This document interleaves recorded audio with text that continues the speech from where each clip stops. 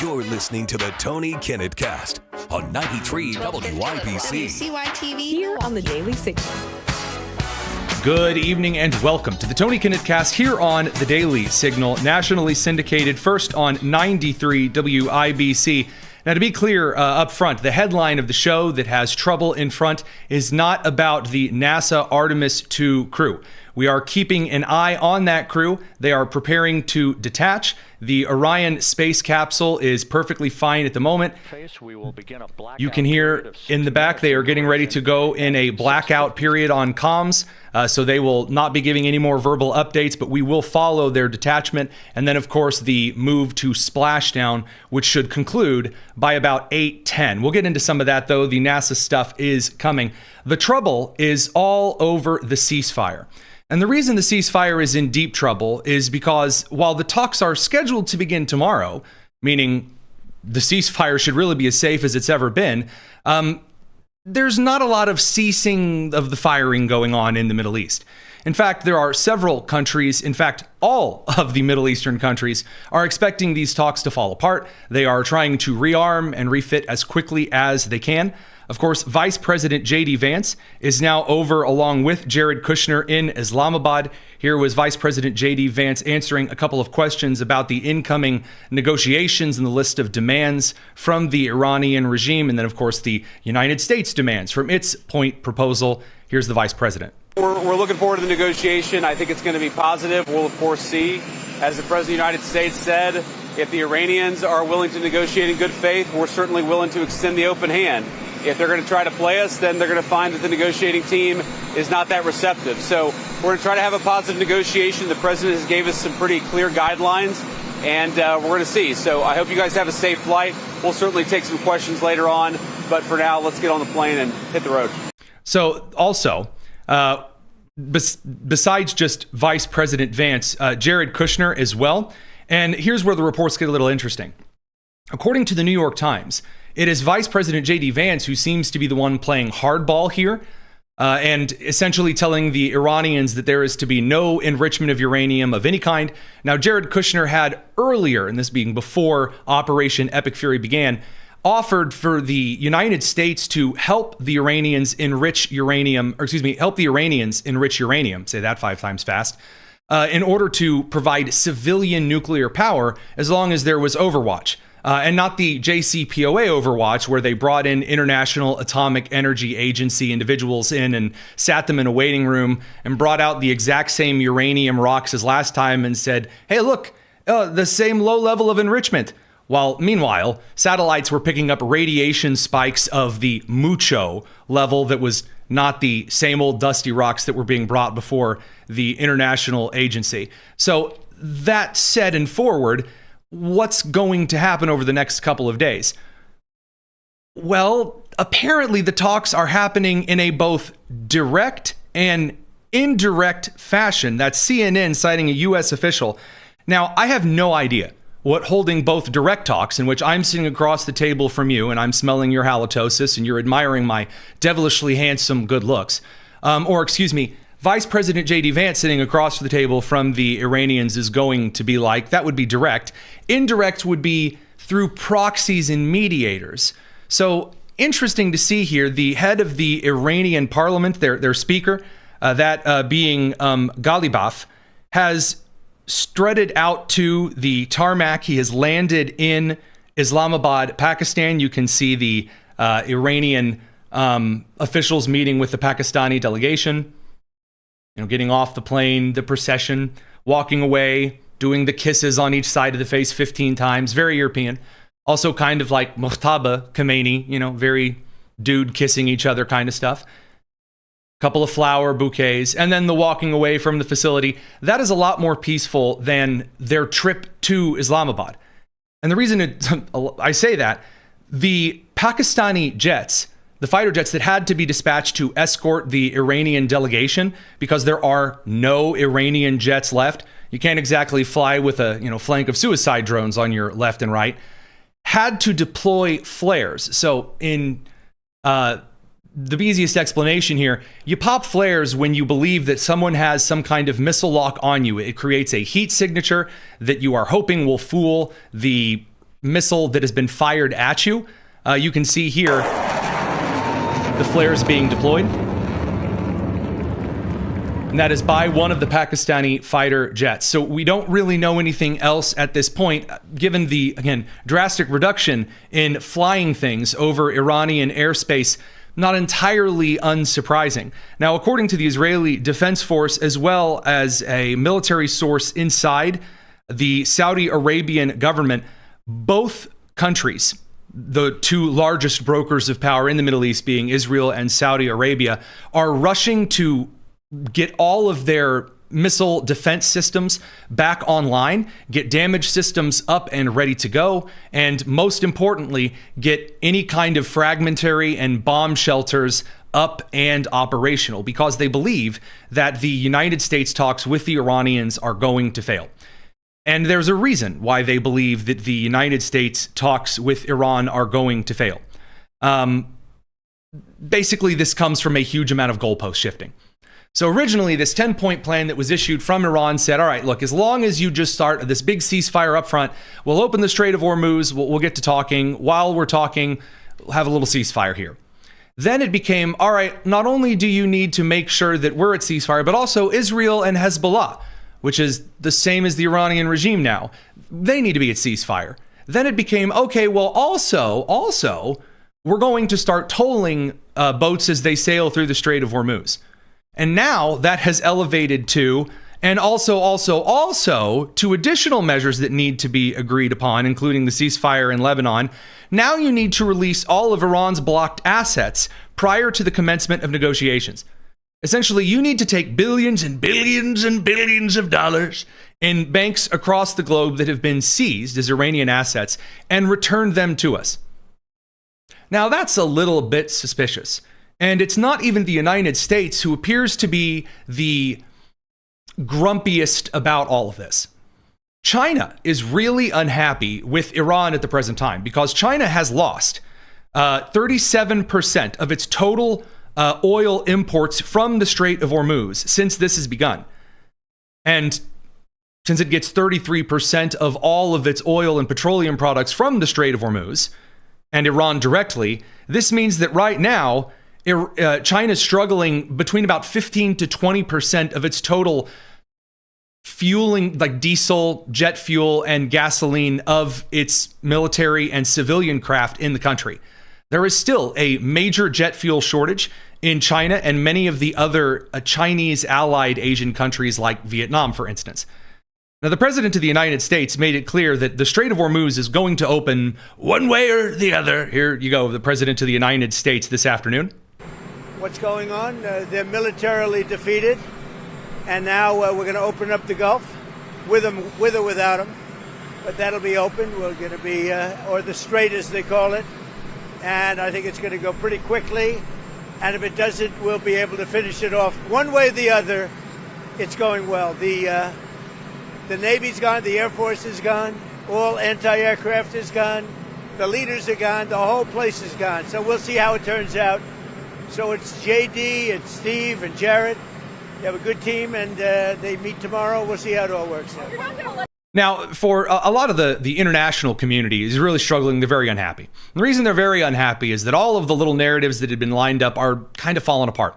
So one of the particularly hilarious narratives over the last couple of weeks has been that China has had the greatest oil reserve ever. All of these huge tankers, just tanker after tanker after tanker after tanker, they have oil for days, no problem at all. And then a major cyber attack occurred in China in which a hacker was able to gain access to a central Chinese Communist Party server.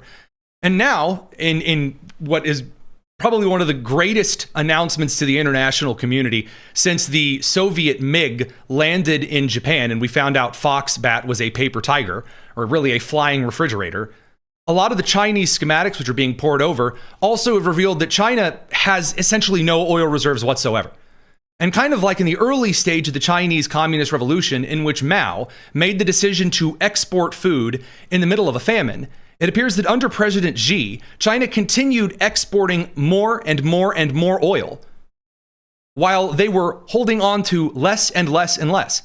So that now not only some Chinese analysts, but also several other Southeast Asian analysts suggest that China doesn't even have the fuel necessary to go through a landing invasion in Taiwan.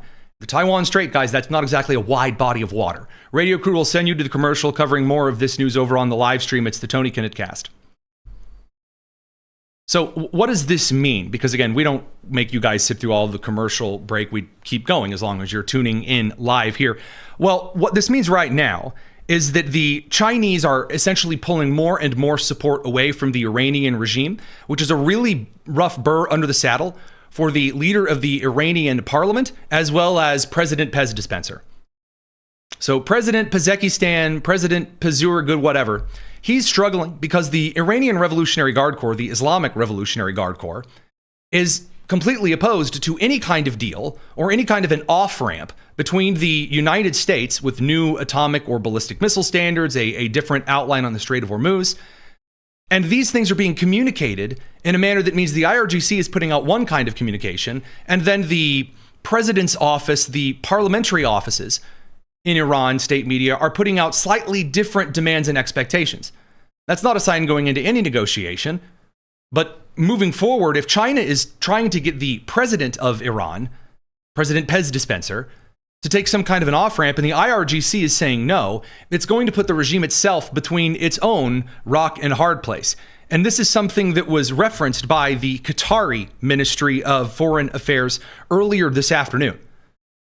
And the reason that Qatar and Saudi Arabia and Bahrain and the UAE are starting to get more involved, more and more and more and more involved in these particular negotiations is that finally Iran is in a place where all they can do is now throw their very last gasp at the rest of the Muslim region's oil reserves and oil transport pipelines and gas refineries. That's it. That is the last thing they have up their sleeves, which means the entire balance of the Middle East is about to shift. And you can hear that, by the way, in how the president talks about things moving forward. So first of all, regarding the Iranian, the IRGC's attempt to leverage some kind of a toll. So Iran is saying they are issuing tolls, but some of the craft that are going through the Strait of Hormuz have not actually been reached out to or given any way to pay some kind of toll to the Iranian regime. Essentially, Iran's telling everyone, hey, we're tolling people. And then when the boats go through and say, all right, who am I paying this toll to? Instead of a credit card reader, they're being handed a cardboard box and sharpied on the side is, you pay toll here. This is what the President of the United States indicated today as well. You have a good team, and they meet tomorrow. We'll see how it all works out. You're not going to let them toll the strait, are you? I mean, it's international. No, we're not going to let that. It's international water. If they're doing that, nobody knows if they're doing that. But if they're doing that, we're not going to let that happen. What would a good deal look like for you? Now, the last question, and this is just something that I particularly enjoy, is that the journalist right before he hops on the plane asks, well, hey, are you going to do another round of talks? If these don't work, are you going to stop? Are you going to stall? Tell us what's going to happen. And the President of the United States correctly says, I'm not telling you what's going on. Quit asking me this crap. And you know what? We'll see what happens. Is this a one and done talk, or are you open to more talks after this, depending on I don't know. I can't tell you. I have to see what happens tomorrow. They've been talking for 47 years with other presidents, and we're not doing much talking. In the meantime, a lot of, probably for the first time in about 60 to 70 years, for the first time, a lot of tankers, a lot of the oil barrel transportation vehicles, whatever you want to call them, planes, trains, automobiles, high on the seas, are making the trip around the bottom of Africa over to the United States, attempting to buy from the West Plant refineries in Texas and Louisiana, because if you can't get the oil from Iran and through the Strait of Hormuz, you got to get it from somewhere, even if the prices are higher. And so it's really bizarre seeing a string of ocean-faring vehicles making their way to the United States, to the Caribbean, to the Gulf of America, off the coast of Florida, Texas, Louisiana, etc., and purchasing oil from us in the meantime. Again, it is not a shortage issue here, but more of a global price issue. Now, that moving forward means that if the Iranian regime is not able to unfreeze assets, they're not going to be able to fundamentally keep China and Russia in the loop on further kind of IOU economic payments. That's going to be a serious problem. Now, we're going to cut over to the commercial break, pick up the radio crew. We'll be back in just a second. Don't go anywhere. Way more news to cover. It's the Tony Kinnett Cast here on the Daily Signal.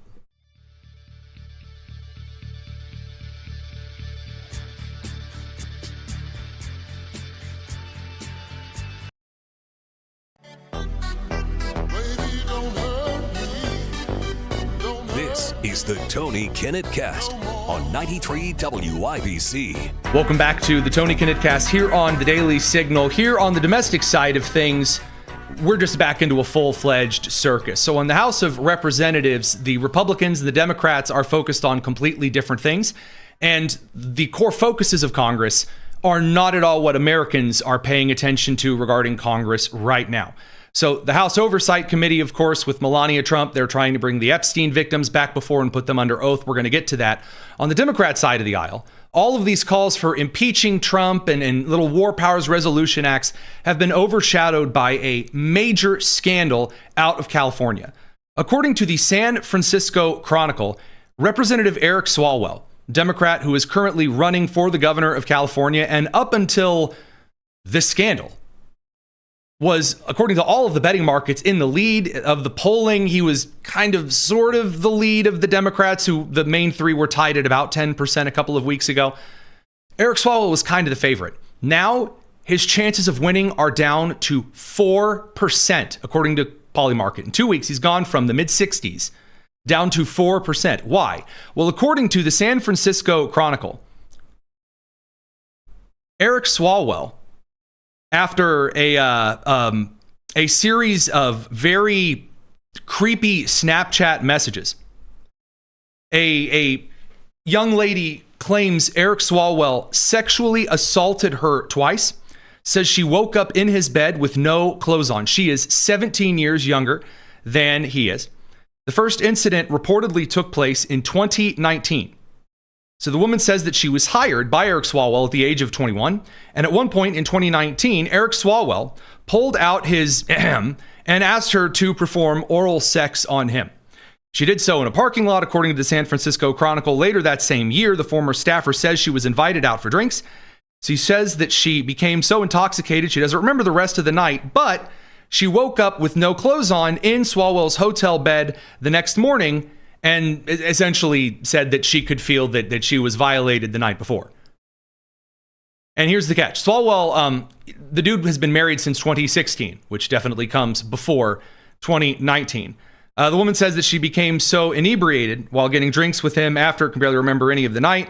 She says that she remembers saying no as he forced himself on her, says she was sexually assaulted by Swalwell, says she blacked out and woke up once during it and told him to stop at one point. That is the direct quote from the San Francisco Chronicle. The woman's friend and then boyfriend says that she told them about the alleged assault the next day. According to the San Francisco Chronicle specifically here, quote, "This happened one other time when I was working with him, but I convinced myself I was an equal party in it, even though the same pattern. I blacked out and then he had sex with me," end quote. She wrote, referring to the 2019 incident. Now, two things since this initial story came out. First of all, several staffers on the Eric Swalwell team have resigned. So several members of Congressman Eric Swalwell's staff have tendered their resignations. And Swalwell issued a statement to the San Francisco Chronicle. He says, quote, "These allegations are false and come on the eve of an election against the front runner for governor," end quote. He wrote, "For nearly 20 years, I have served the public as a prosecutor and a congressman and have always protected women. I will defend myself with the facts and, where necessary, bring legal action. My focus in the coming days is to be with my wife and children and defend our decades of service against these lies." So there's a couple of issues with this. First and foremost, I do, however, right up front here, I think the individual who probably sums this up best would be Brad Palumbo, libertarian over on X. I've known Brad for many years. I think he's pretty accurate. He says, quote, "There's actually pretty significant corroboration here. Far, far more evidence than Christine Blasey Ford ever had against now Supreme Court Justice Brett Kavanaugh. which at the time, you may remember, Eric Swalwell argued was completely disqualifying. Remember, hashtag believe all women. Her testimony means that Brett Kavanaugh needs to step away and needs to be investigated. Oh, this is terrible, all this extra stuff. Brad continues saying, quote, not only must he drop out of the governor's race, he needs to resign from Congress. So, concerning. Now, this all starts in a way that a lot of these scandals seem to start, is that Eric Swalwell was Snapchatting his staffer, this young lady who worked for him. Now, I'm going to once again point out that's a bit of a problem for if you're over the age of 30, you shouldn't have Snapchat. If you are married or in a relationship, you should absolutely not have Snapchat. Well, that's really prudish from you, Tony. I don't care. An app where you can send messages and pictures to people and that delete themselves over a certain period of time, that entire app is just built on the fabric of adults trying to be horn dogs to each other and to children. No, you shouldn't be on Snapchat.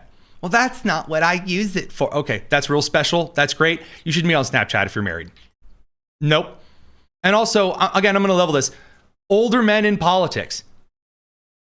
Why are you reaching out and hiring the youngest lady staffers that you can? Again, I'm just a couple of questions that some might have asked beforehand that at the time, some would, again, trot up the, well, he's very respectable, except the time, that he got duped by Christine Fang, the Chinese spy.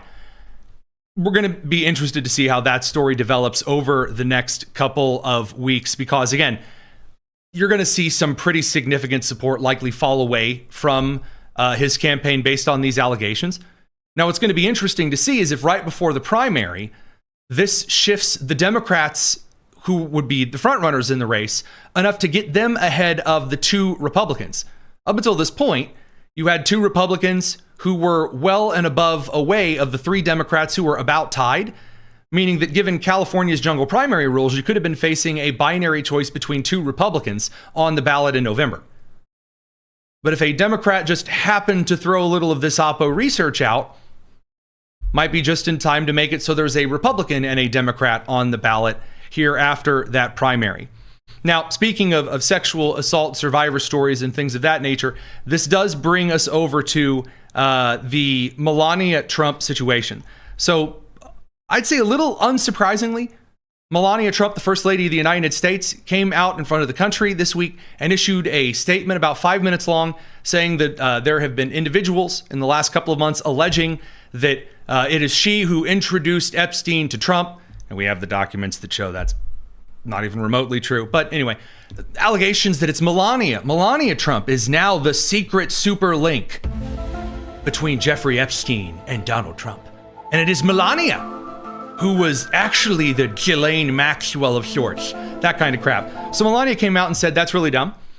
And then also said something that I thought was a little interesting. I waited a little bit to see if this was maybe something that I was hearing, just in all transparency, or if others were noticing. She called the survivors of the Jeffrey Epstein sexual assaults and alleged trafficking, again, grooming those girls to him. Again, the question is whether he trafficked them to others or to himself, or it was a paid exchange, whether foreign influence was exchanged, that kind of the general broader question regarding the Epstein investigation.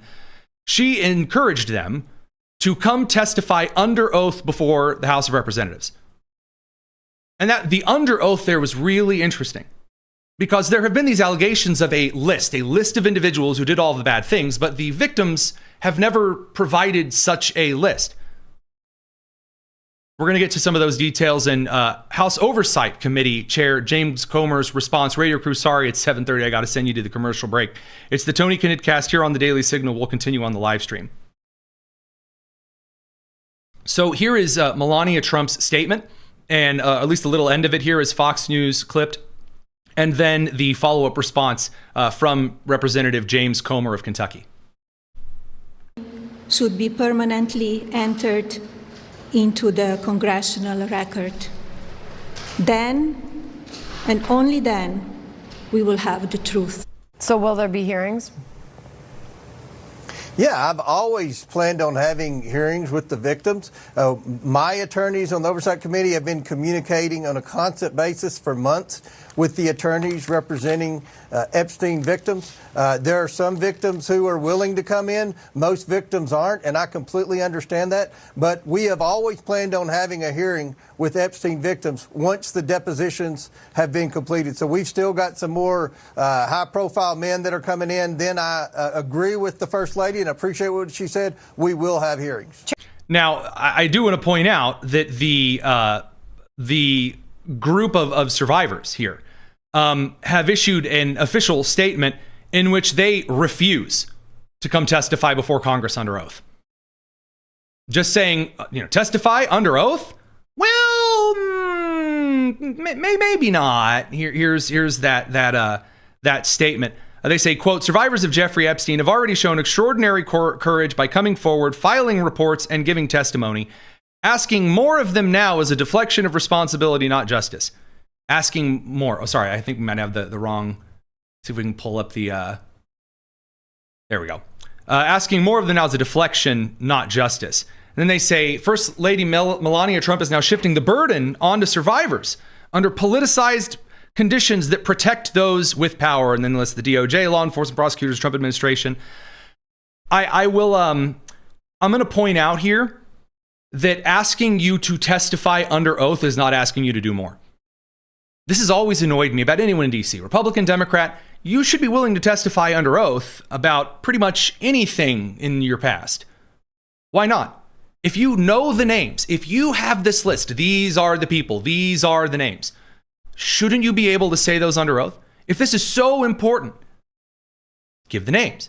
Provide the name. You say there's this name. You know all the people. You have all the list. Well, shouldn't it therefore be entered into the congressional record? If you're going to make allegations, in fact, maybe stand by those particular allegations. That's not asking too much of them. No, it's not. And it's not too much of asking a victim of a crime to name the individual who committed the crime. That is part of the system of justice. And by the way, regarding Representative Eric Swalwell, which, by the way, now we're finding out that Nancy Pelosi may have also told Eric Swalwell to drop out of the gubernatorial race over these sexual assault allegations. No, I'm sorry. This is an actual statement from former Speaker of the House and amazingly lucky stock bettor Nancy Pelosi. As I discussed with Congressman Swalwell, it is clear that the best is done outside of a gubernatorial campaign. So interesting. They've made their decision. The die has been cast. The decision has been made. Regarding this letter, though, as soon as you say you're not going to get me to testify under oath, that's suspicious. Sorry, that's just exactly how I see that. I don't like that, because then you have to kind of stand by your terms and words. And we've seen this in quite a few places. We've seen this regarding testifying about fraud. We've seen this about testifying regarding foreign relations, things regarding the Code Pink Group and its Chinese Communist Party ties, quite a bit. And also regarding some voter roll stuff. Colorado making some huge decisions. A lot more news to cover. Don't go anywhere. Way more tonight. It's the Tony Kinnett Cast here on The Daily Signal.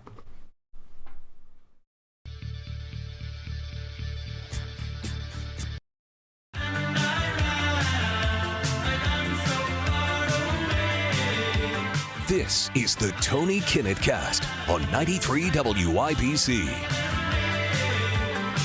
Welcome back to the Tony Kinnett Cast here on The Daily Signal. We are keeping an eye on the Artemis II crew as they have begun the detachment procedure, where they are now disconnecting from the Earth orbit capsule. And you can see the mission command room down here on the live stream. They're getting ready. They are beginning their descent toward planet Earth. Now, it is expected that they make splashdown by 8:10 p.m. Eastern. That is just over 40 minutes away. We're going to be keeping an eye on that. Now, some of the information on this particular landing here. The Artemis II crew is expected to enter about 2,000 miles away. Expect to enter Earth's atmosphere about 2,000 miles away from where they will finally land. Really incredible to see the amount of work that's gone into this. It is a crucial, a historic journey by the Artemis crew this entire mission. You can see on the live stream side of things, they are eventually going to make splashdown just off the coast of California and Baja California. So I believe NASA's head, Jared Isaacman, and his incredibly large ears are out at the landing area so he can hear them coming. I tease. The man's doing a pretty excellent job. Again, they've already been cleared for return. They were cleared just a little bit ago, earlier today. Good engine, good control. And after that particular route, the first set of parachutes is expected to deploy at around 8 p.m. Eastern, following their 3.9 G reentry into Earth's atmosphere. Now, here's the interesting part, and we talked about this with our Virginia Grace earlier this week. One of the key things being tested in this earlier set of Artemis missions before we get to moon base time around Artemis 4 is the question of whether or not we can begin launching certain craft to space and other bodies in our solar system using far less fuel than we have before, essentially calculating gravitational slingshot maneuvers. And then, can we also make sure that we get some of the kinks worked out that have been a serious concern in earlier projects and missions? Obviously, Apollo 13 is a classic example of things that we're kind of keeping an eye out for, but also doing things like communicating ship to ship, the International Space Station communicating with the Artemis crew in their craft, as well as the question of heat shielding. So we talked about this earlier this week as well. The Artemis 1, there were some concerns about the heat shielding not being enough to keep those inside the capsule from being baked golden brown until 375. And they didn't change anything substantially on the heat shielding for the Orion spacecraft and the capsule that will finally land in the Pacific Ocean for the Artemis II crew. So what is NASA doing here? Kind of a not necessarily a last minute adjustment, but in the last couple of days adjustment from the NASA command room. They have adjusted the re-entry route to be more direct. So kind of increasing the angle of approach to limit the exposure time to extreme temperatures. So essentially they're steering into the skid here. Instead of a longer, more spiral-esque descent into Earth's atmosphere that would provide more time for the wonderful warming friction, rather large and unconventional air fryer on the Artemis II crew, they're going to try to increase the angle, trust a little bit more in the parachutes, and hope upon hope that that doesn't turn our crew of 4 into a slightly more tanned crew of 4. And again, given these particular simulations that they have run quite a few times over the last couple of years, I expect that to go well. We'll keep you guys in the loop on how that goes as we continue on in the show. Now, over on the Senate side of news, I do want to provide one key update on the situation in the Middle East. The ceasefire is already starting to fracture. We have word that Qatar and one of their petroleum refinery facilities has just attempted, or at least some of the anti-air equipment around this particular gas facility that was struck earlier on in March, has just intercepted 2 suicide drones thrown from Iran towards Qatari airspace. Both of these drones were shot down, according to the Qatari Foreign Ministry and a maritime private military contracting group in the region. Also, we are getting additional information. Again, this within the last 30 minutes, but I didn't have this in front of me confirmed before now, that in Bahrain, in Bahrain, an individual who is reportedly an Iranian diplomat has been attacked on the street. So yeah, not exactly the warmest of feelings over in the Middle East. I should also mention right now, over on the Hezbollah side in Lebanon, giving you some of these updates here, a group from the Hezbollah terrorist group, directly claimed by the Iranian regime, attempted to go on parade in Beirut today, and it didn't go so well. When I say that it didn't go so well, I mean that the Hezbollah parade going on motorcycles through Beirut was assaulted by a group of civilians inside of Beirut here. Check it out. So you can see the Hezbollah processions trying to make its way through the capital.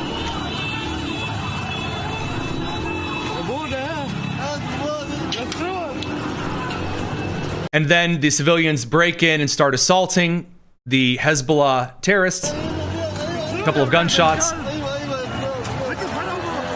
And then things get chaotic. So for all of the argument that like the Muslim communities inside of the Middle East are extremely supportive, the civilian population is extremely supportive of Iran and Hezbollah. Yeah, that ain't the case. That is not the case, Cap. So we'll keep you updated on any of those other pieces of news as we get them. Over on to some of the news from the Senate. Right now, Republicans in the Senate and the White House are trying to get through a reconciliation measure to pass funding for immigration customs enforcement as well as U.S. Border Patrol. So this comes amid two things. First of all, we reported earlier this week that 4 British nationals,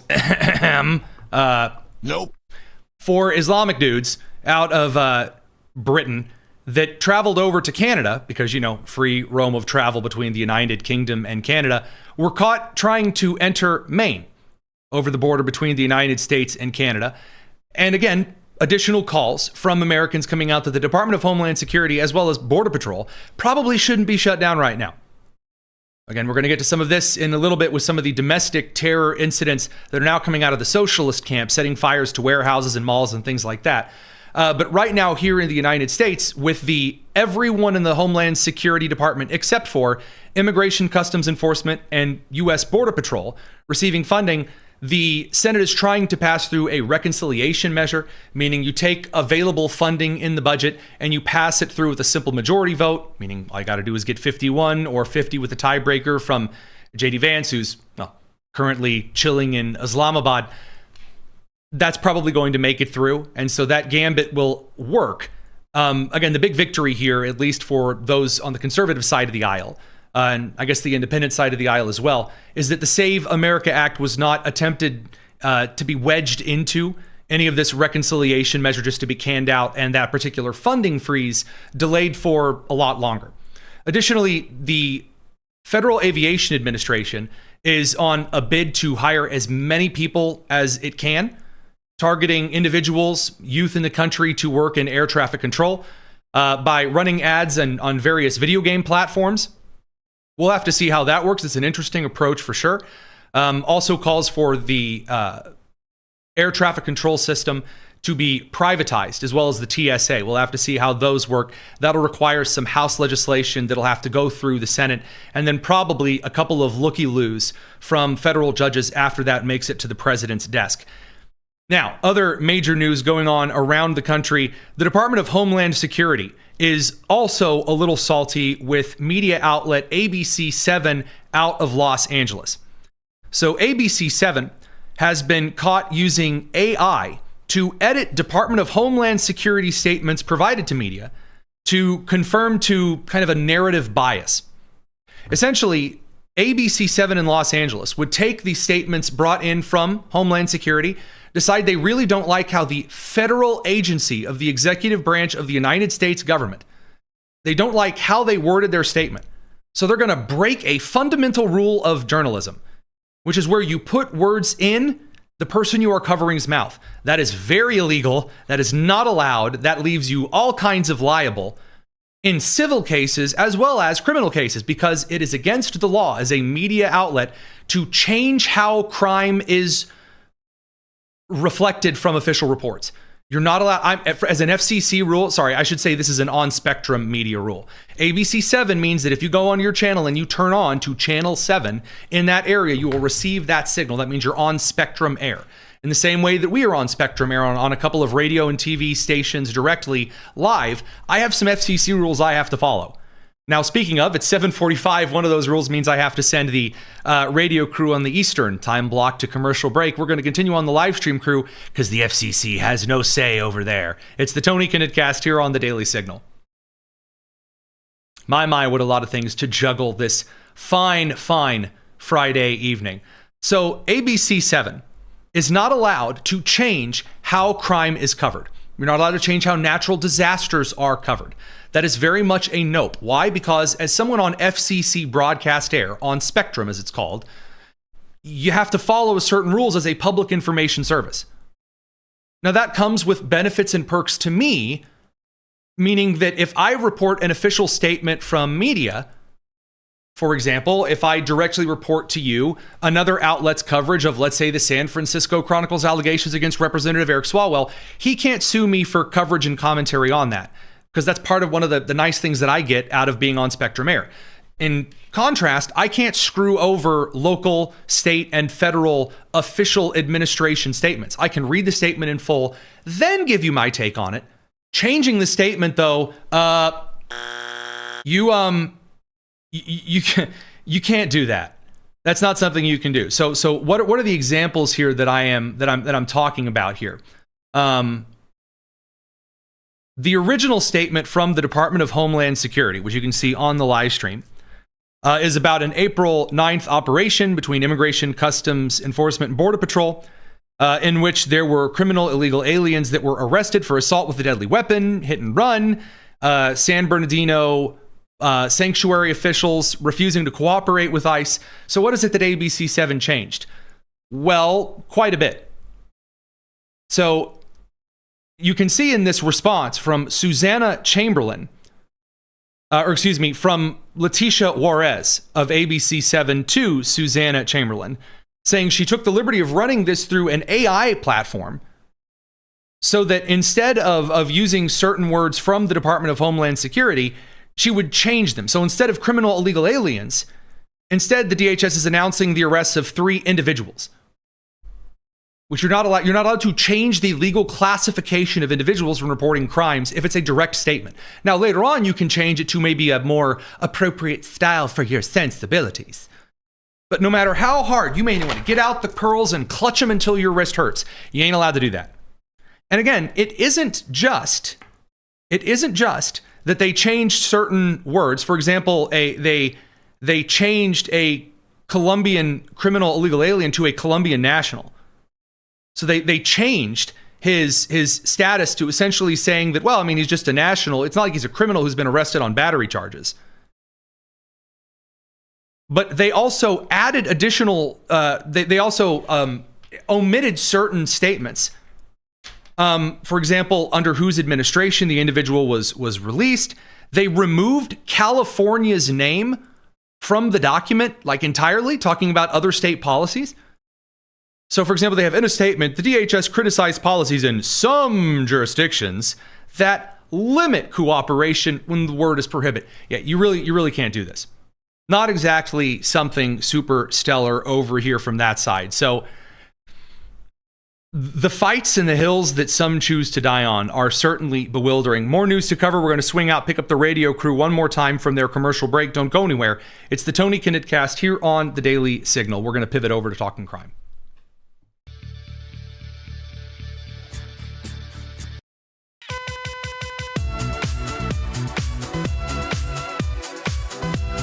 It's the Tony Kinnett Cast on 93 WIBC. You know, now that the bumper music is a little bit more randomized than usual, it's kind of nice when like the weekend, right before the weekend bumper music plays on a Friday. I don't know. It feels like that's kind of a success there. Welcome back, Tony Kinnett Cast. A lot of more news to cover. The domestic terror threat in this country continues.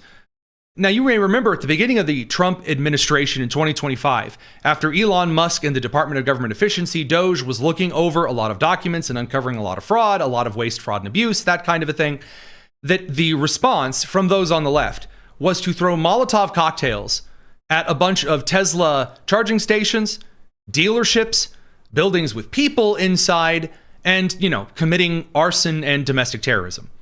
And the left, from state officials, local officials, all the way up through Congress and the media sphere, started downplaying these events and saying, well, people are really, really mad and frustrated, and started kind of whitewashing these acts.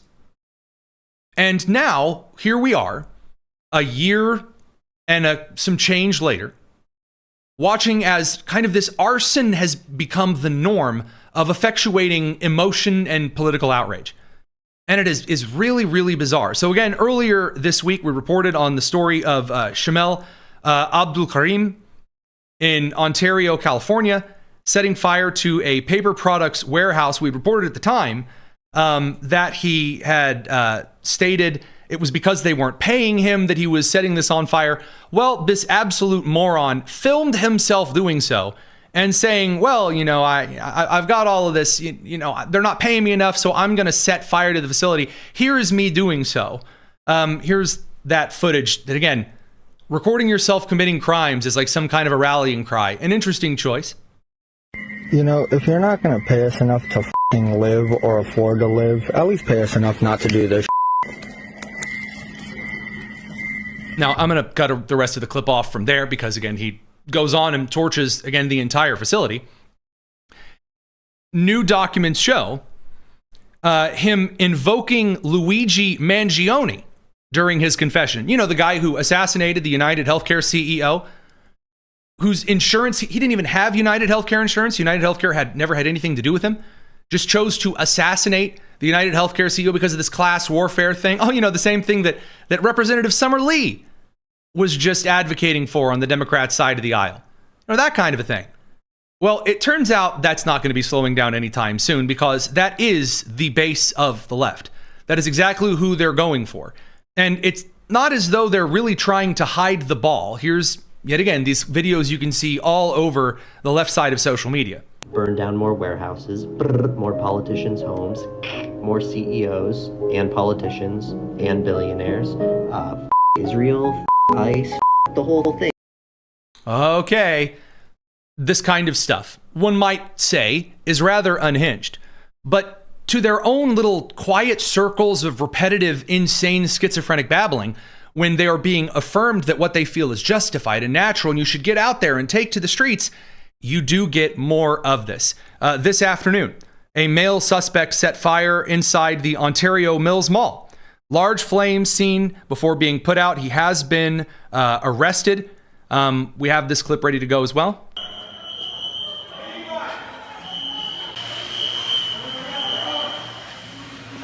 So absolutely normal, rational individuals all throughout the country. Also, man been arrested for allegedly throwing a Molotov cocktail at the San Francisco home of OpenAI CEO Sam Altman. According to ABC News, the suspect fled on foot, but police said his description was dispatched to officers around 5 a.m. Officers responded to OpenAI's headquarters, where a man was allegedly threatening to burn down the building, and they, quote, recognized the male to be the same suspect from the earlier incident, end quote. Two things that are very, very true here. First of all, over at the Daily Signal, we're currently working on a project to go through some of these cases of political crime, the rhetoric increase that really began, or should I say, became more mainstream in the excuses for them with the congressional baseball shooting. And then moving forward over the next couple of years would become a hallmark of the American left that would be whitewashed as soon as they hit the media, assigned all of these arbitrary nonsensities. And then as soon as an individual that could be kind of ascribed to the right would also commit some kind of a violent crime, it was immediately treated as some kind of a sledgehammer against everyone on the right side of the aisle, and as additional evidence and support for the domestic terrorism that was provided by those whose entire ideologies wrap around either radical LGBTQ whatever nonsense, racial nonsense, or last but certainly not least, this Marxian nonsense. And I you'd have to kind of guess whether you would put the Islamic stuff in with kind of the racial stuff or the weird Marxist alliance stuff. But as soon as you see, right again, another election cycle, all of these consistent acts of terrorism, and the Department of Homeland Security left out of certain funding plans and packages and called for their direct abolition by those over on the left, not exactly hiding the ball. Not exactly hiding the ball, but that's okay. That's okay. Because in the meantime, the real concern is about all of these super duper extreme war crimes that are being committed. Sorry, here I am telling you that there are all of these Democrats calling for the abolition of these things. I'm not even showing you any examples. Here's Pramila Jayapal announcing that any kind of immigration law enforcement is going to stop after Democrats retake the House. And then when we take power, we're going to get the kinds of reforms and dismantle ICE and CBP in the way that I think they should be. So, wanted to make sure I showed my receipts there. Again, the rest of the party at the moment, kind of in the media ecosystem, the media ecosphere, I'm not seeing anything that would suggest that it's any more rational. Not at all. Now, before I get to some of those particular, talk about like Dana Bash patting herself on the back, CNN saying she's, calm, steady voice in Washington, and, John Kerry yelling about all of this other kinds of nonsense. Radio crew, we are getting ready to send you guys out for the evening. Huge thanks to the radio side for stopping by. We're going to continue over on the live stream, and got the NASA splashdown for coverage here in just a bit. So first and foremost, head over to youtube.com/Daily Signal and join us. Not while you're driving, something like that. Don't want you breaking any of those laws. But hey, we've got a lot more stuff coming tonight. Really appreciate each and every one of you on the radio side. This is the Tony Kinnett Cast here on the Daily Signal, nationally syndicated and first on 93 WIBC radio crew. Y'all take care.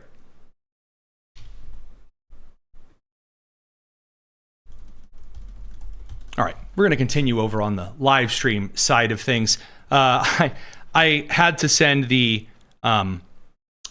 radio crew out for just a bit because I'm not quite sure that Joy Reid calling for war crime trials and tribunal stuff, again, amid all the domestic terror attacks, no mention of those. I'm not quite sure if she says a couple of things that definitely violate the rules for on-air stuff. So I kind of had to, as much as I love making our dear poor Allison sit on the dump button and censor every other word, well, make Trump an adjudicated war criminal. Make Hegseth an adjudicated war criminal. Make Marco Rubio an adjudicated war criminal. I pray that some wise country, and maybe again it has to be South Africa, which has the moral authority, having done it with Israel, someone please, for the love of God, charge these people, at least start an investigation for war crimes. For the love of God, please do it. Take these people to The Hague. Y'all need to propose a solution that can happen. So my solution to me makes more sense. What is the Hague? It's much more likely that the international community will drag these suckers to The Hague than it is that an impeachment can get out of the House or survive a Senate vote. There is no, again, forget the fact that they're focusing on the wrong thing for a second. There is no, absolutely no, zip, zilch, nada, none. There is no chance whatsoever that any United States official or individual in a political capacity is going to be sent over to the International Criminal Court for any kind of a war tribunal. That's not happening. That's not a thing. That is, no, absolutely not. The United States is not subject to the International Criminal Court in any way, shape, or form. We very rarely, occasionally, will turn someone over to Interpol that's a foreign national. But even then, that's not exactly the most common of things, and that not a citizen of the United States. Best of luck to you. The States has never successfully convicted and impeached presidents. It's never happened. And the 25th Amendment's never been used. Even when Ronald Reagan got shot, it was on one time it was sort of semi-used. So it's not going to happen. I mean, true, it's not going to happen. But it's not going to happen because it's not feasible, not because it really needs to happen. And there are individuals who are like standing in the way bravely. Yeah, guys, I'm just not seeing it. I'm just not seeing it at all. So right now, we received word that about 90 seconds ago, the crew module has started its full reentry into Earth's atmosphere. There is a 6-minute blackout period in effect. A P-3 Orion aircraft has now acquired the trajectory of the reentry vehicle of Artemis II, and the time until splashdown is now 9 minutes and 39 seconds. So we are officially in heat shield time. So again, a prayer definitely for those currently with the Orion. You can see the feed has just gone black mission control, shifting over to them because not really easy to communicate out of a burning comet in the sky. So we're going to be keeping an eye on that as well. Over on the mean side of things, really, really cool conversation that we were able to have with John Bachmann over some of the interesting similarities between President Ronald Reagan's Operation Urgent Fury and Operation Epic Fury. We're going to cut out over to that and catch you guys on the other side of that with some of the information and the footage of the splashdown of the Artemis II crew from NASA. This is the Tony Kinnett Cast here on the Daily Signal. A lot more tonight. Be right back.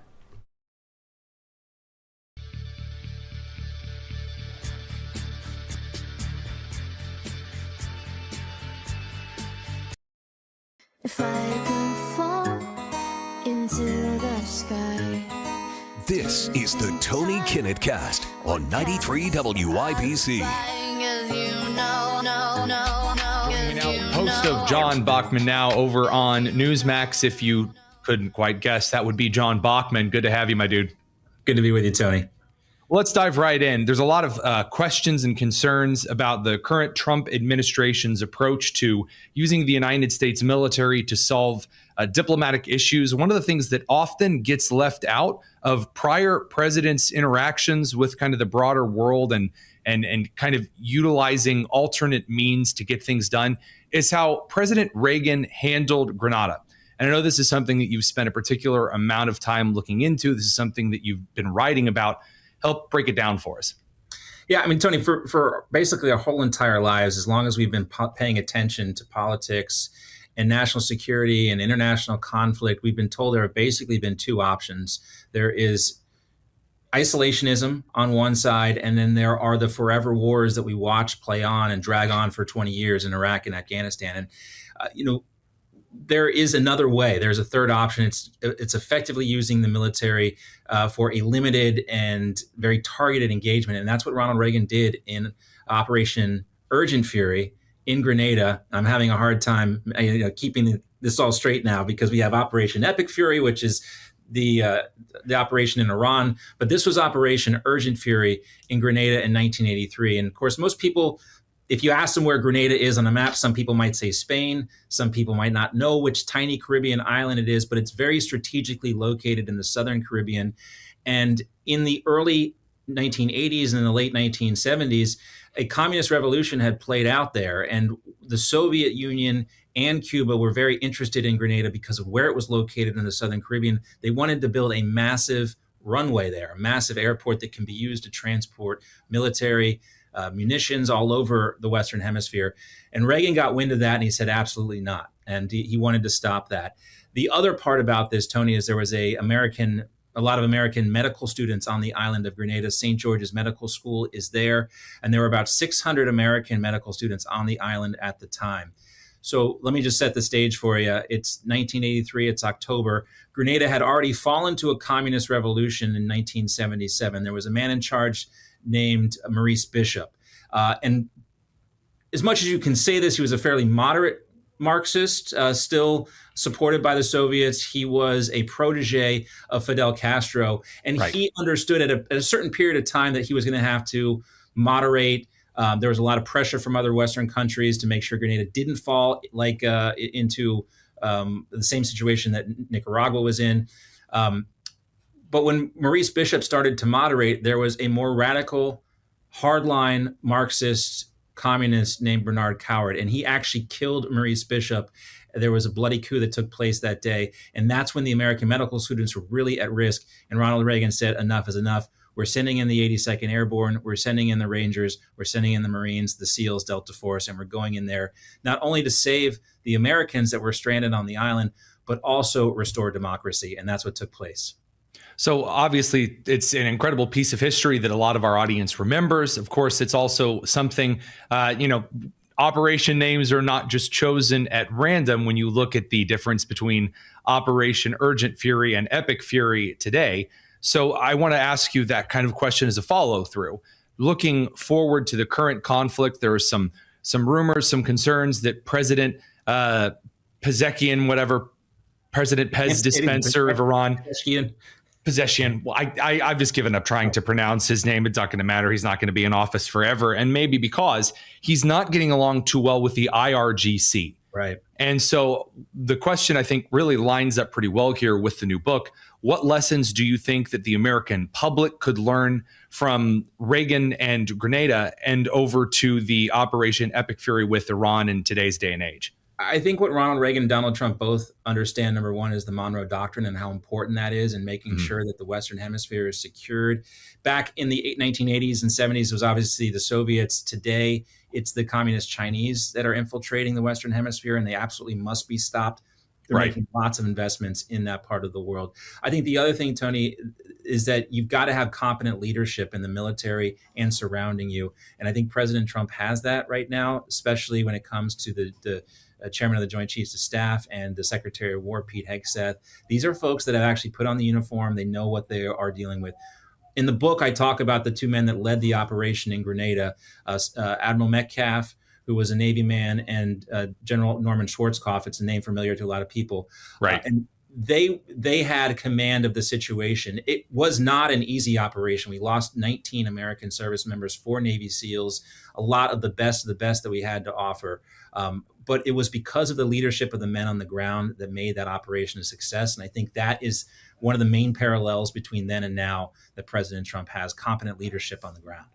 This is one of the things that I often hear, the idea of what do we save for when? And the question of when do we use the best of the best, and why are the best of the best used if they might have their lives put up onto the table and then spent in what would some would consider a small or an insignificant operation.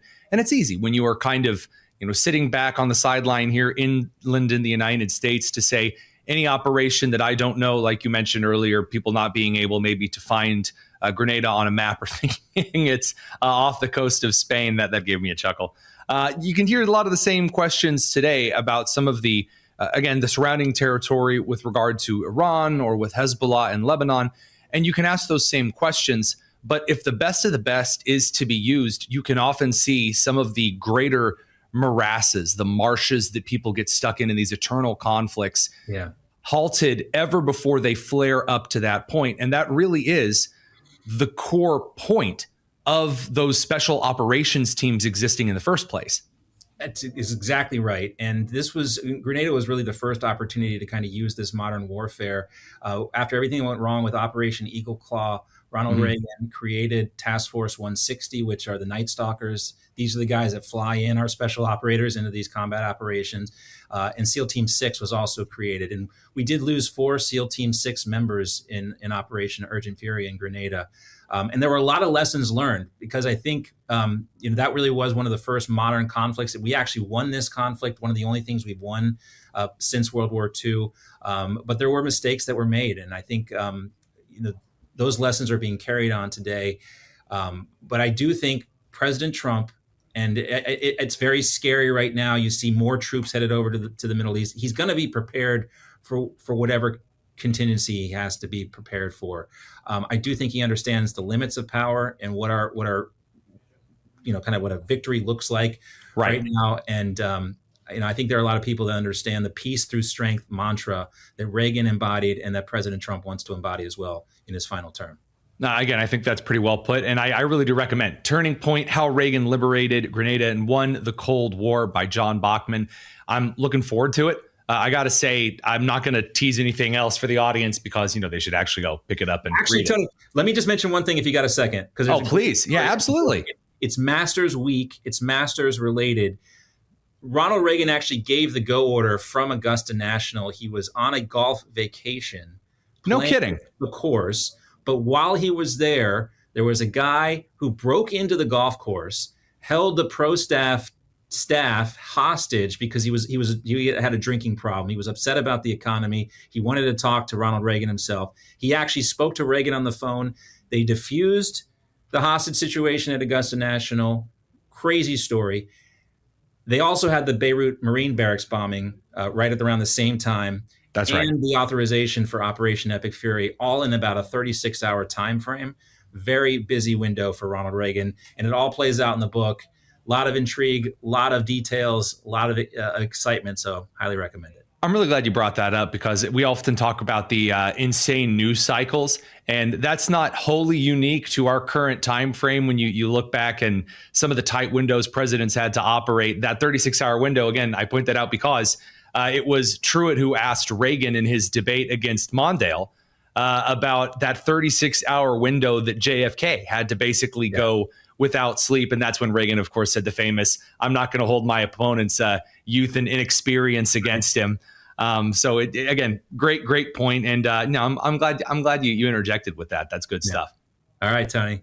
Love to have you on the show. Great to always have you with me, and great to be with you as well. All right, good to be with y'all this evening. Now we do have official confirmation, incredible stuff. Right after we had a restoration of communication, a couple of minutes went by. The recovery boats are arriving, and incredibly, the Artemis II crew has splashed down into the Pacific. We're going to start with we're coming out of the kind of the scariest couple of minutes. The communications black out as the heat shielding, again, all the trust in it. Again, the atmosphere, throwing all of the friction against that craft. Could have been a situation where our astronauts were cooked. Here was the first restoration of communication coming out of that blackout period.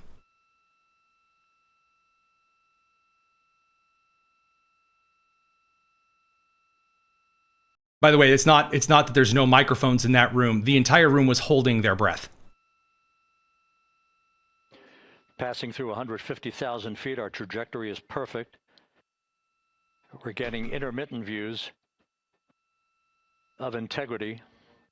Still waiting to establish voice communication.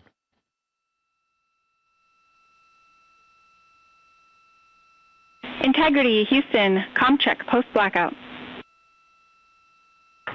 Houston, Integrity, we have you loud and clear. Your trajectory is nominal, and your recovery teams have visual. Incredible stuff. Incredible. Then we got the footage, the beautiful stuff right here of the capsule making its splashdown in the Pacific Ocean. All 3 parachutes successfully deployed. Houston, Integrity, splashdown, sending post-landing command now. Splashdown confirmed. Copy splashdown, waiting on VLDR. Roll one more time here for me. And Houston, Integrity, splashdown, splash. sending post-landing command now. Splashdown confirmed. Beautiful stuff. Beautifully executed, phenomenally incredible. Now, I will say a couple of things that are funny. I know there are a lot of people who think that questioning things, we didn't really ever go to the moon. Yes, because the Soviet Union definitely would have let us get away with that one. Look, there are so many individuals who watched it lift off into atmosphere, who saw the beautiful, precise, clean, very well done launch that didn't fall to green screen AI fish wire nonsense crews. As the launch took place, saw it from states away if it wasn't cloudy like it was here. The beautiful, incredible shots. We've seen footage from telescope crews that followed it well out of Earth's atmosphere around the moon. Just an amazing mission. Beautiful stuff. Truly incredible. It's truly incredible. And so that all said, the mathematics that went into this, the work that goes into a precise, there were a couple of correction maneuvers by the crew, but most of that, again, said in place, beautifully done mission. Artemis II, huge success, further than humanity has ever gone, done with less fuel than we've ever launched any kind of a mission like that with. And again, harnessing the power of the Earth's gravity. Beautiful. Some amazing new photography of the Earth, of course, from orbit, as well as from the dark side of the moon. Beautiful, incredible stuff. So love it. Beautiful, incredible stuff here. That said, I'll hop over to a little bit of the mail time questions before we are done for the evening. And then I'd say I think we've really earned this weekend. So without further ado, mail time. On the Tony Kinnett Cast. Again, best way to throw a mail time question in now. There's a link to our Discord in the description in the on the YouTube side of things or the podcast, wherever you're tuning in from. Join us there. There's a little mail time channel. Again, a lot of chats and things like that. So let's hop right in, shall we? One question over on this side from MP. said, I've heard that the president is going to sell and lease our national parks. Is this true? No, no, it's not. First of all, the president does not have the authority to do that, even if he wanted to. Number two, no, he doesn't have the authority to sell and lease national parks. That would be done via congressional stuff, and no, the president isn't planning on doing that. Probably a rumor that came from the idea that there are some reserved lands that are considered special grasslands that have been talked about for opening up for development. And that's entirely different. So no. Question from Terry Miller says, hey, do the astronauts aboard the Artemis II, do they feel the heat when going through the atmosphere, or does some kind of air circulation kick in? Well, I am very happy to tell you that any pilot will tell you they're I get heat in the summer and AC in the winter. In that kind of a craft, when you're going through that much interference, not a lot of air circulation going on. No, they don't feel the heat as a ton. The heat shielding is meant to absorb a lot of that heat and then shrug off a little bit as it can. That's why heat shielding is such a precise science in the physics and chemistry departments. Astronauts that we've talked to before, I'm sure the crew will be asked about this. They might get a little bit warm, but it's not as though it's going to kick up to like 150 or something and cook them for a minute or two. Another question come in from Moldegard. Who's filming that? Just about everyone in any kind of an aircraft or ground-based telescopic cruise trying to catch that as soon as it gets in the atmosphere. As the craft got closer and closer to Earth, the rectangle, the point of entry, got narrower and narrower and narrower, so that you were able to point a lot of cameras in the right direction. And I'll take another kind of question from kind of one of the doubters that was sent in from a Jane earlier this week. Said, Tony, why is it that if this whole thing is real, if this actually happened, then why, when we saw the pictures of the Earth, did we not see any of the jet contrails in the sky, or why were we not able to see any of the satellites and things like that above orbit? The Earth is really big, and the people and things on it are really, really, really small. Now, every bone in my body wants to be sarcastic about this. Instead, I'll give you the basics in kind of the analogistic way that I do things. When you look at a picture of New York City from really high up in the air, if you've ever flown on a plane, you've ever begun your descent into any kind of city, you cannot see the people on the ground. You just see the buildings. Does that mean the people aren't there? Does that mean the people don't exist? No, they're too small to see. There is an entire crew who is so hell-bent on trying to convince you that nothing has ever happened and it's all a huge super duper conspiracy to do something. No. Again, the number one argument for why we went to the moon and why we know that we went to the moon is that the Soviet Union also congratulated the United States on going to the moon. And if you think, well, the Soviets were also in on it, Dude, grass, touch it. Some of y'all need to put the phone down.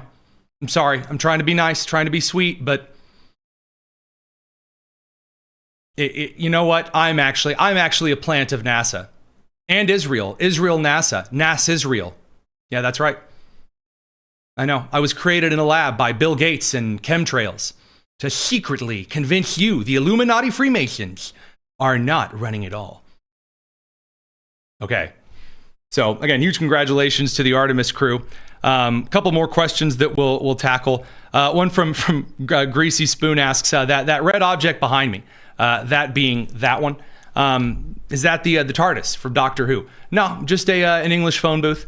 I can't stand Doctor Who, actually, and the reason I can't stand it is I had a girlfriend in high school who was obsessed with it and tried to get me to watch all of it, and that made me hate it with a passion.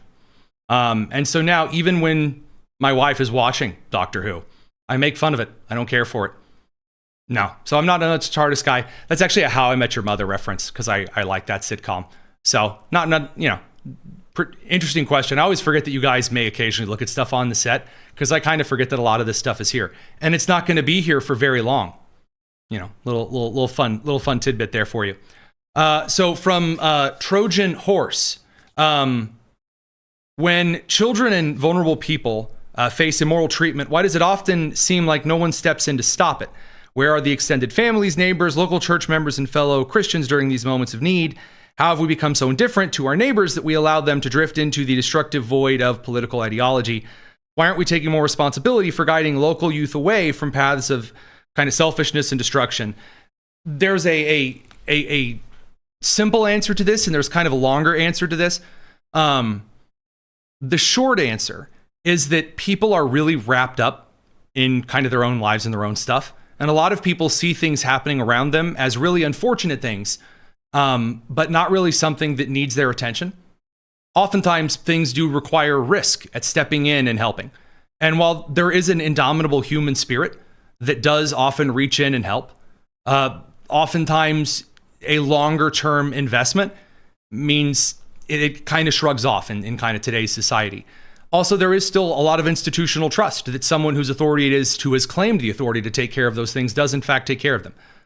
And also, I kind of throw this in as well. There are a lot of cases in which people do step in and help, but that's not reported on as much. Again, we have a policy here on the show. When law enforcement stops a mass shooting or a horrible crime like sexual assaults, pedophilia, child pornography, etc., we make an effort to praise them here on the show. And the reason that we do so is I think those should get as much coverage as the horrible events in which law enforcement wasn't able to stop it in time. Now, the larger cultural side of this is that, well, we've really allowed a lot of nonsense to keep us from recognizing serious issues. So one of the things I'll point out is that the conspiracy crew, who thinks that everything is actually some secret pedophilic Satanist, super duper ultra extreme plot, and it's not. But by making everything like that, it actually minimizes the amount of help that's actually able to be given to those who are seriously under those kind of situations. And funnily enough, it was actually a member of the cartel, of the Sinaloa cartel specifically, who confessed this, who was arrested about 4 years ago, who was interviewed because it was an interview that a guy that had been kind of on the FBI's 10 most wanted list as far as child trafficking had been concerned for the last couple of years, and said that there were a couple of times in which they had gotten close to him. But there seems to be a greater focus on kind of conspiracy stuff rather than actually going into areas where we know the cartel is and just picking up the individuals and bringing them to justice. Yeah, that kind of stuff does absolutely happen. So again, that doesn't mean that there's not ever anything that's wrong or there's never wool or that's being pulled over your eyes. But when you start getting into the kind of schizo stuff, no, not as useful, not as helpful. From Lou Ray, have you seen anything regarding that Kash Patel has the leaker of the info on the pilots that were down? I haven't, as far as the leaker and things like that. This administration has no problem, though, confirming who the individual is that's doing the leaking as soon as they do it, unless they're trying to catch them leaking other stuff. And we saw this, by the way, with that dude who lied about his wife being killed. The director of the national counterterrorism thing, the Tulsi Gabbard cut out of all of those meetings.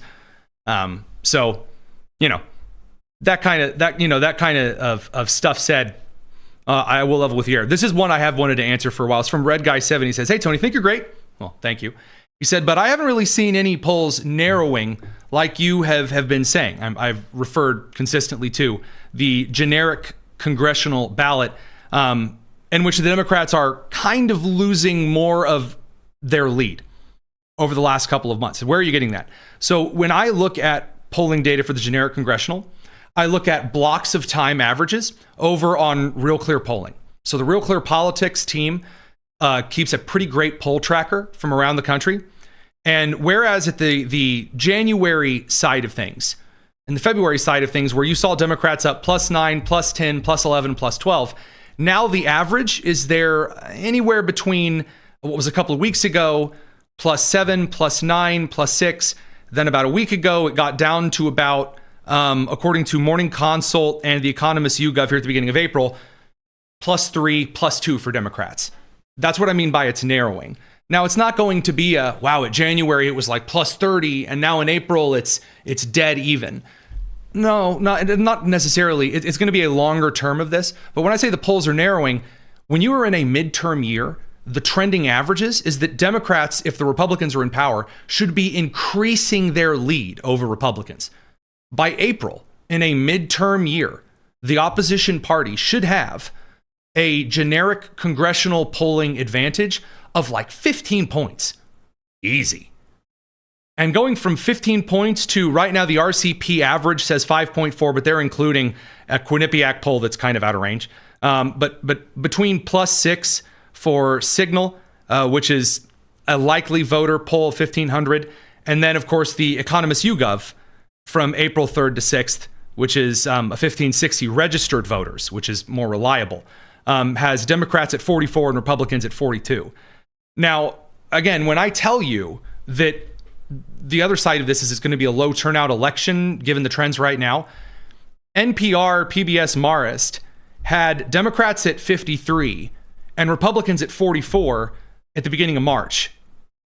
But now you are seeing 44 and 42, meaning more people are either like, I don't know, I don't care, I don't like either of them, is becoming a larger margin of the generic congressional, which means people are really sick of Congress.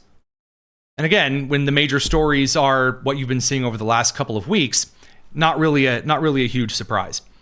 So those things. Very, very kind. Some of the comments and other things of that nature. Let's see if there's any last lines of question here before we kick out for the evening. Just because I haven't, I've taken a while. From Emma, 123, 2009. Why didn't they land on the moon this trip? They were testing two things specifically. First of all, a series of emergency situations and maneuvers that we haven't ever really tried before. And number two, we've always wondered if we can actually do with the astronauts doing the, small thruster adjustments, can we do the slingshot? Now, in the science fiction side of things, and with some satellite and probe launches, we've attempted to do this before. But again, while the Earth and the moon are large, they are very far apart from each other. And space is big. So it's a very precise calculation. And everything kind of has to go right to sling it around the Earth, up to the moon, sling it around back, and then essentially do the figure eight with minimal correction. That's what they're testing. Because once they get this done correctly, the trips to the moon are going to become a lot less expensive. And if the equipment has been tested enough, they can start going through Artemis III, manned return to the moon, and then the Artemis IV project, which is the actual established United States base on the moon. So, that set and aside, that's kind of what I'm thinking, at least here on that side of stuff. So, hey, good times, good week, good show. Hope you guys have a great weekend. We will be back Monday, 7 p.m. Eastern here on youtube.com/Daily Signal. And of course, wherever you get your podcasts, or if you're really interested in on that side of things, the radio or the TV syndication side as well. It's the Tony Kinnett Cast here on the Daily Signal, nationally syndicated and first on 93 WIBC. Y'all, take care.